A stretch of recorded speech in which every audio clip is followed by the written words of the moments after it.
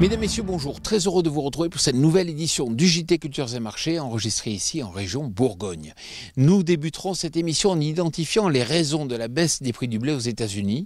Nous nous préoccuperons ensuite de la dégradation de la situation sur le bassin mer Noire. Puis, dans un contexte commercial tendu entre les USA et la Chine, nous intéresserons aux conséquences de la hausse annoncée des taxes à l'importation avant de terminer par un point sur la logistique ferroviaire.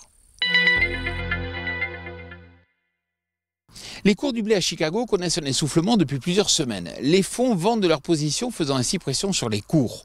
Malgré un état des cultures jugé initialement très mauvais par l'USDA, le début des récoltes en blé d'hiver aux États-Unis montre des rendements bien meilleurs qu'attendus. Le dernier rapport de l'US Wheat Associates confirme des rendements surprenants, même dans les zones sèches, alors que les récoltes progressent en Oklahoma, au Texas et au Kansas. Les conditions météorologiques actuelles favorisent l'avancée des moissons et avec l'arrivée de nouveaux volumes à commercialiser, ce qui pèse bien sûr sur les prix. Les inquiétudes sont nombreuses sur la mer Noire où les récoltes vont débuter.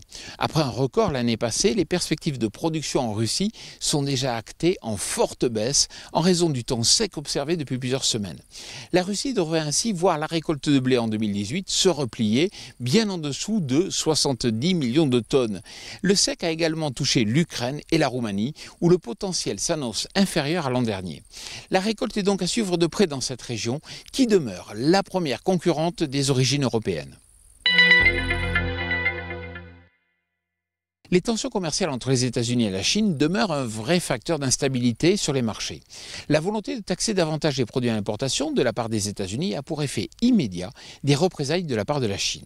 L'Empire du Milieu revoit ainsi ses taxes à l'importation des produits américains. Dès le 6 juillet, les taxes à l'importation s'élèveront à 25% sur plusieurs produits agricoles, dont le sorgho.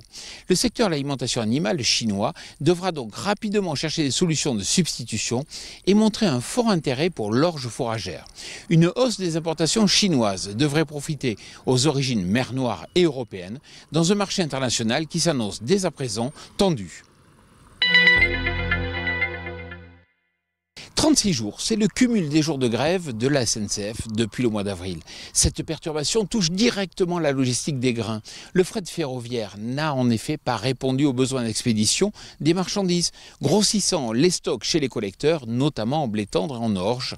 À l'aube de la récolte 2018 et en pleine période de négociation, nul doute que la poursuite du mouvement durant l'été serait extrêmement préjudiciable pour organiser la moisson et débuter la campagne sereinement. Alors si vous aussi vous recevez un email vous informant de la mise en ligne de ce JT, bien sûr n'hésitez pas à le transférer à tous vos amis. Vous savez, cela nous aide à mieux faire connaître notre émission.